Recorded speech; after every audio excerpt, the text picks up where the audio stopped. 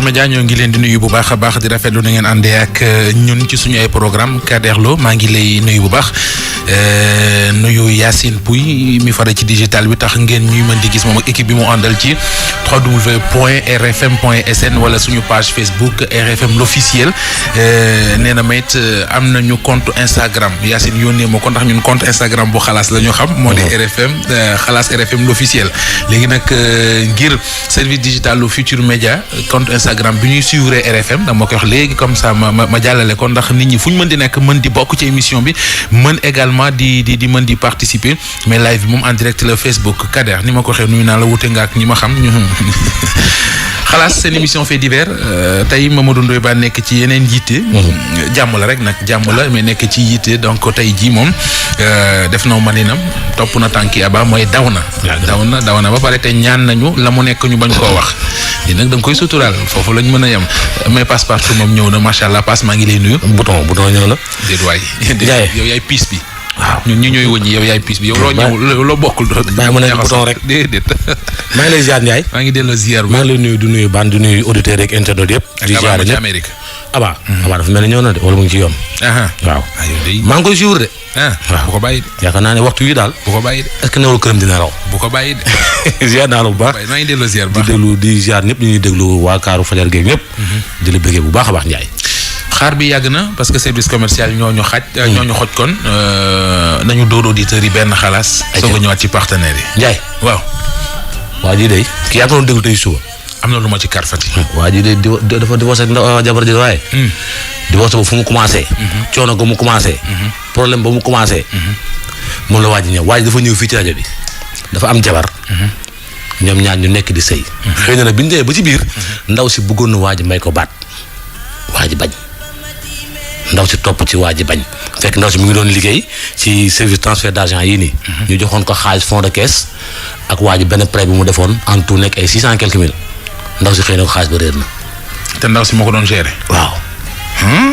biñ nee xaalis ba réer na waa ñoom doon liggéeyal bu ko yóbbu ci yoon waa ji jël engagement ja da koy fay.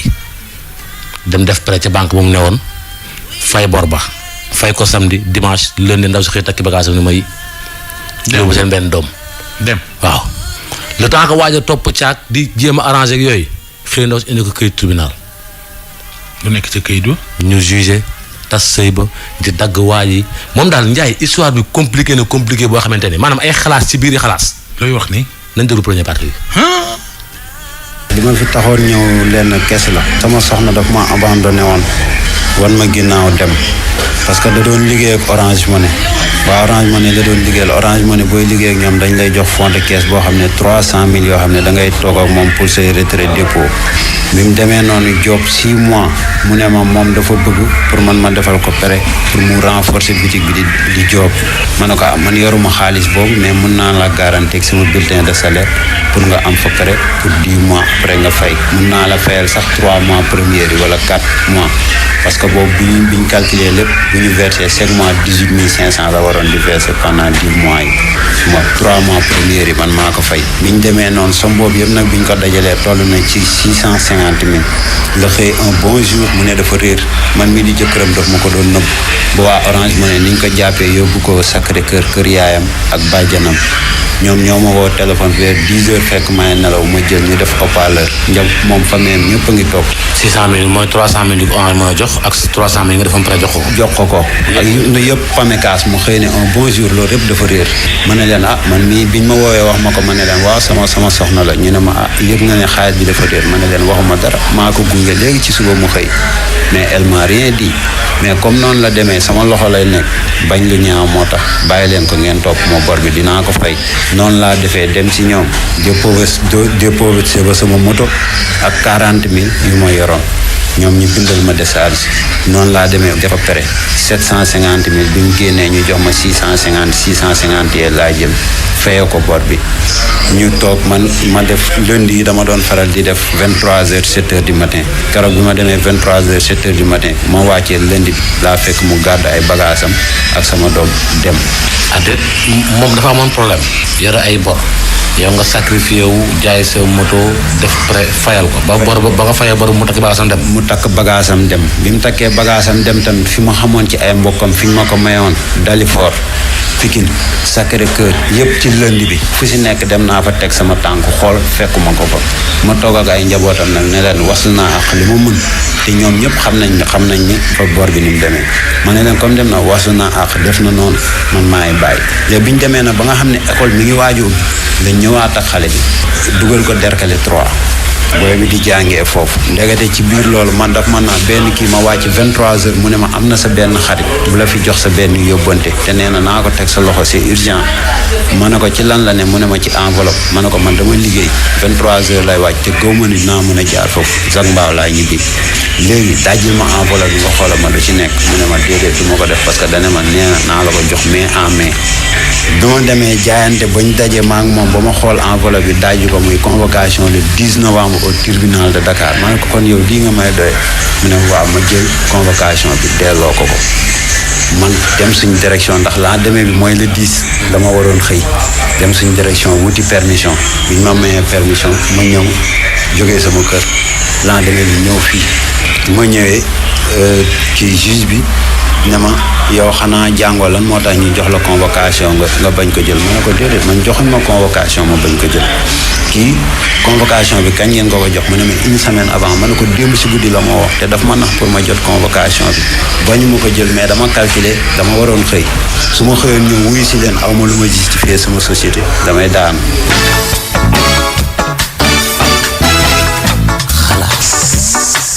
ma ca convocation ba léegi de gisuma fu mu wàccee yoon. wàccagul de. ay ci yeggale ñu doxal. waaw. Aliou ñu dem.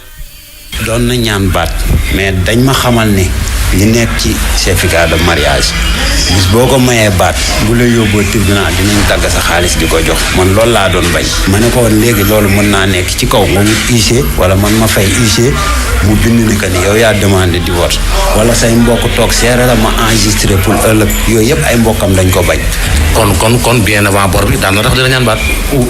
non bor bi déedéet lii bu bor bi amee après la dem ne moom bëggatul man laaj naa ko fu ne da yóbbu na andi naa ko fii sax Dakar ci benn milieu ñu toog waxtaan mu ne ma du dara mënatuma ma ne ko d'accord man bañu ma laa may baat amul ma benn intérêt mënatoo ma lay téye ndax jigéen kat bu bëggatul sëy boo ko téye ci sëy bu ëllëg nu mu sëyee yow la man musuma mooy moom moo tax ma xam jigéen daara laa jaar ba nii moo nekkee ci société bi ba def 7 ans musuma kaa def lu ñaaw moom moo daan fay dem may daw di jëli di muñ dina baax noonu mais lii sëñ bi mooy di des sama àdduna man dootuma am salaire. mais léegi est-ce que du aussi itam situation fii yaa ko fi indi du moment que moom fekkoon dina la ñaan baat mayoon nga ko parce que mën na nekk ci kaw mu ñaan baat ba sonn nga bañ moom mu dem tribunal dafa ko xam loolu mën na nekk.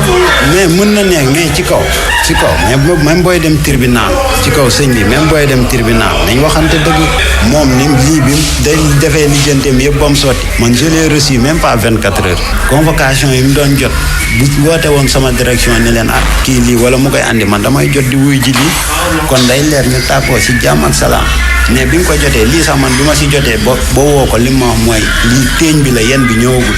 léegi kii di kayitu lan la kii di jóge tribunal. kayitu tribunal la nee nañ àtte nañ yëpp sama 100 mois acte de présence àtte nañ ba délivré ba tas sëy bi léegi ba jox ko sama doom man di ma dagg 30 000 te 50 000 la laajoon te man sama salaire mën naa laa woon sama bulletin yow nga xool nga xam ne lii c'est faux voilà sama bulletin boo ko xoolee ak lii nga xam ne correspondre koo xam ne ni un embauché la salaire 100 000 amu ko commencé la xeetikal ñu koy dagg 30 000.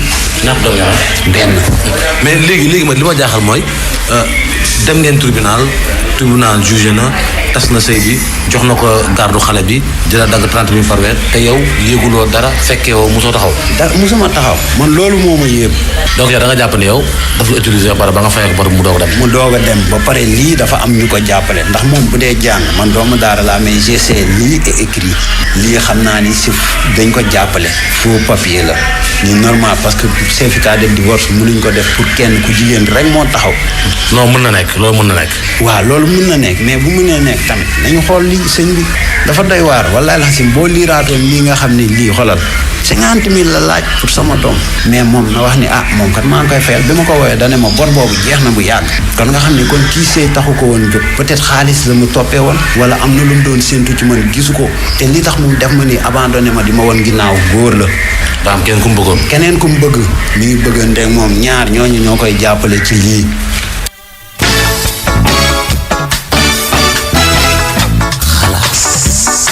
dégg nga fa mu dem Ndiaye. pour yow dinaa la bàyyi nga yamale ko fi di am dara loo ciy dégg nga fa mu dem.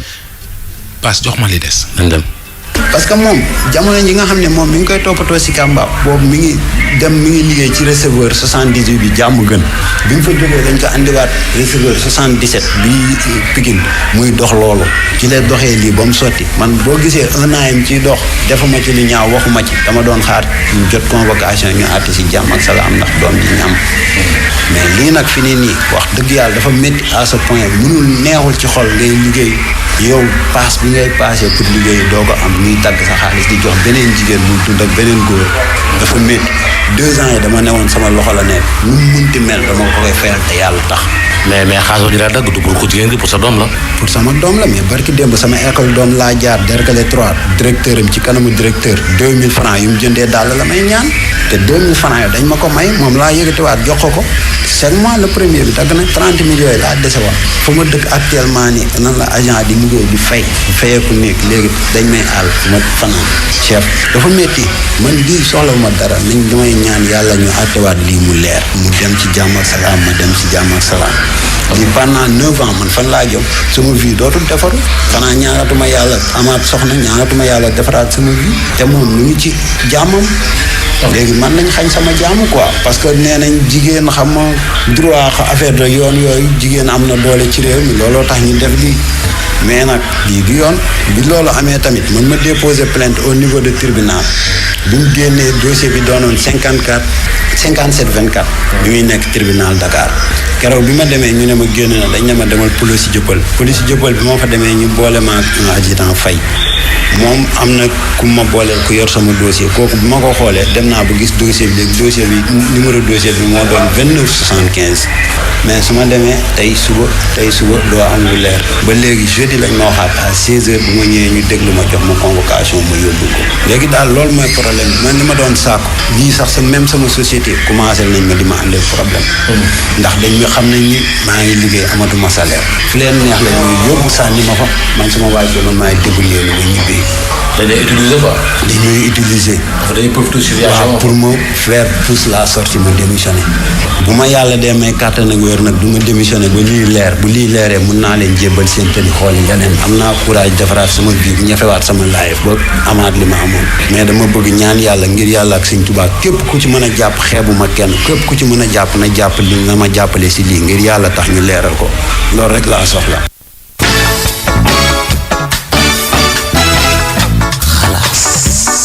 dégg nga Ndiaye.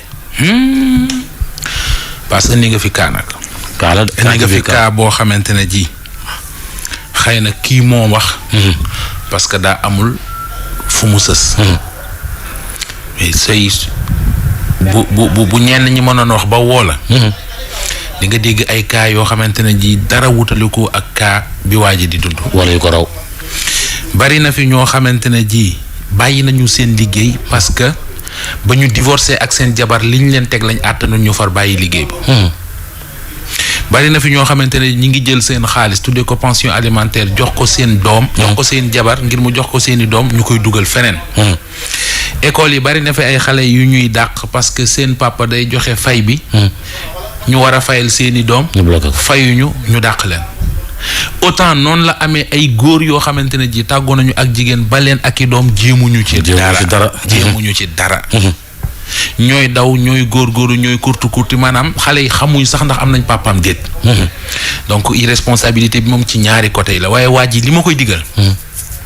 mooy yàlla am na lépp 30 000 li muy dagg te bu ci bëggee noppalu bu mu jéem a lijjanti fa muy dem. xam nga liñ naan waslu àq. yow man tey su ma dee soo yëkkatee ñaari junni ne ma joxal ma ko ab néew doole. man su ma lekkee ñaari junni du maak yow maak yàlla la yow moom la taxoon nga génnee ko yàlla xam na am déet léegi moom 30 000 yi muy génnee di ko jox doomam même bu fekkente ne joxu ko maanaam ndaw si ñu baal ma da koy jëndee sàngara naan ko baa mu def ko naka sudul noonu moom yoonam nekku ci def na la ko war diggam ak doomam yàllaa ngi gis mais la ñaar dafa am ñaari aspect yu ci nekk moo ne 30 millions yi muy joxe d'abord dafa defoon prêt pour ndaw si prêt boobu tam dañ ko koy dagg te yaa ngi dégg mi ngi préciser ne moom amul sax salaire u 100 000 moom waa ji dafa am nag ñaari côté yoo xam ne man aussi dama ko ci reproché benn bi mooy jigéen bu dee ba bëggatul taxaw di ñaan baat soo ko mënee may ko soo ko mënee parce que lii yëpp nag conséquence yi loolu moo ko indi ndaw si yàgg na ko ñaan baat mu bañ mais femme bi aussi gis nga na rafetal xam nga lu tax sëy moom bu ci doom amul jalti ju ne mën na cee nekk mais bu ci xasee ba am da ngay sóor lu bëri femme bi na bañ a billaahi pas boo toppee ñu naan la da ngaa ñàkk fay daal waroo woon a def li yëg lu tax ngay nangul sa jëkkër li yëg gis naa ko muy def léegi def ni ci réccu ngay mujjee mais aussi Ndiaye benn côté tamit yoon war nañu xool aussi tamit nu ñuy statuer pension alimentaire ak yooyu ñuy fexe tam ku góor ki di ñëw ba ñu xam lan lay am ba pare exactement mais dañ koy def mais waaj neen moo musul tax dem li yéem jaaxal na ma waaj neen musul dem waaw non bu fekkente ne moom dañ koo convoqué demul parce que su ma juumul ñetti yoon lañ lay convoqué je pense pour ñetti yoon yi matee te ñëwoo ñu jugé par défaut wóoruma nag ndax dem na ñetti yoon wóoruma ndax jox nañ convocation yooyu yëpp moom wóoruma mais bu dee li mu wax noonu la dafa dem toog ñu indil ko këyit te suba sa mu dem tegowul ci yoon Ndiaye ak lu mu ci mën di waaw gërëmal ma sénégalais yi lu xew sénégalais surtout ñu nekk bitim réew Ndiaye suñu kaaw démb bi wax dëgg yàlla sénégalais yi ñu si bëri nag wax dëgg yàlla la ñu am ak la ñu amul jàpp nañ ci alhamdulilah waaw ki ñu doon wax naan moom moo jëloon suñu kaaw bu njëkk ba yóbbu ko ak ay doomam waaw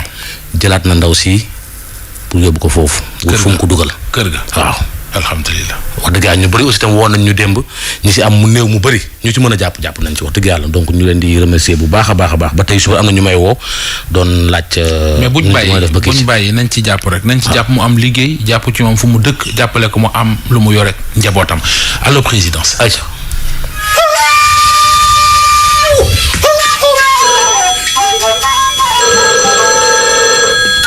président de la République, président du Gouvernement, président de la République, président de la République,